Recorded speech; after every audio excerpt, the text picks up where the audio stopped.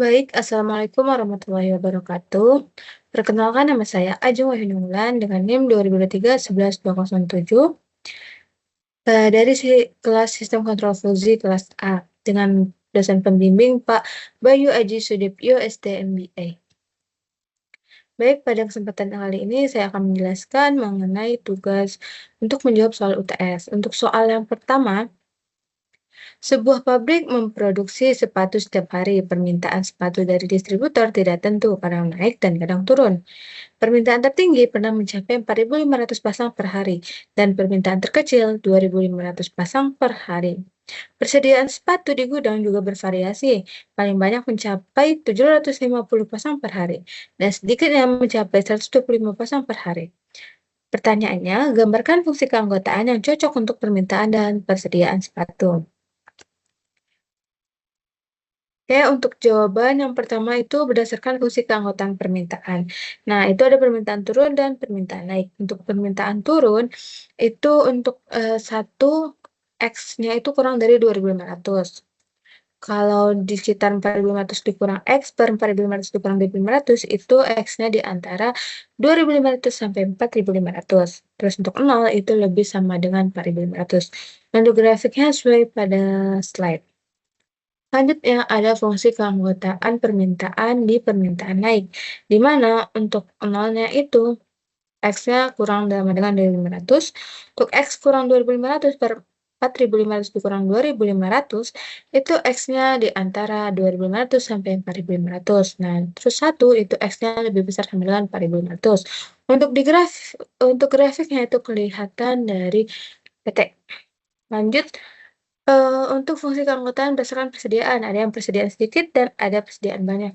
Untuk persediaan sedikit itu 1 Y-nya itu kurang sama dengan 125, kemudian ada 750 dikurang Y per 750 dikurang 125, itu Y-nya di antara 125 sampai 750.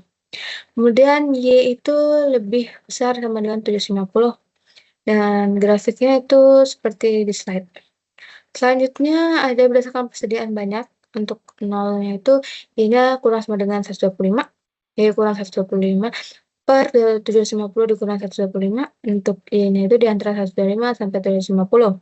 Kemudian untuk 1 itu Y-nya lebih besar sama dengan 750. Selanjutnya definisikan apa itu sistem kontrol fuzzy dan jelaskan dalam satu paragraf.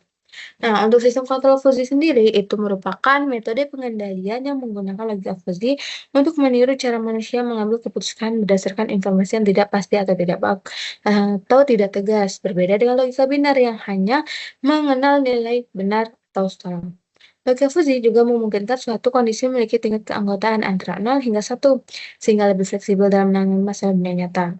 Sistem ini bekerja melalui 3 tahapan, yaitu fuzifikasi, inferensi, dan difuzifikasi.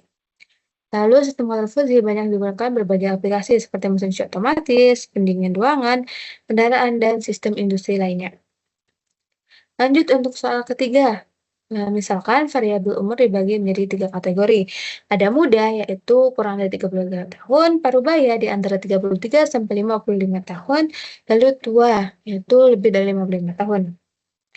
Nah, buatkan solusi klasik set dan solusi fuzzy setnya.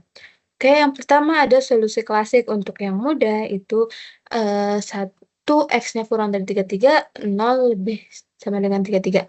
Untuk grafik seperti di gambar.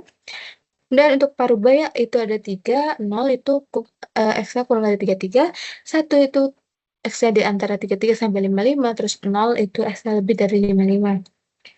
Grafiknya sesuai di gambar. Kemudian untuk tua itu ada 2, ada 0, X-nya itu kurang sama dengan 55, untuk 1 itu lebih 55. Kemudian berdasarkan himpunan fuzzy muda, kemudian ada himpunan fuzzy parubaya, dan himpunan fuzzy tua. Soal yang keempat, buatkan metrik deskripsi dan karakter antara fuzzy Z dan classic set.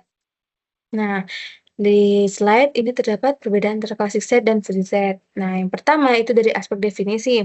Perbedaannya kalau classic set itu himpunan dengan batas keanggotaan yang tegas dan pasti, sementara fuzzy set itu himpunan dengan batas keanggotaan yang tidak tegas. Yang kedua itu nilai keanggotaan. Classic set itu hanya memiliki dua nilai, yaitu 0 atau 1, sementara fuzzy Z itu dia rentang 0 sampai 1. Kemudian dari karakteristik logika. Nah, kalau classic set itu menggunakan logika binar, kalau fuzzy Z itu menggunakan logika fuzzy. Kemudian terlihat dari keputusan keanggotaannya. Kalau classic set itu anggota atau bukan anggota, kalau fuzzy Z itu anggota yang memiliki tingkat keanggotaan. Dan aspek-aspek lainnya.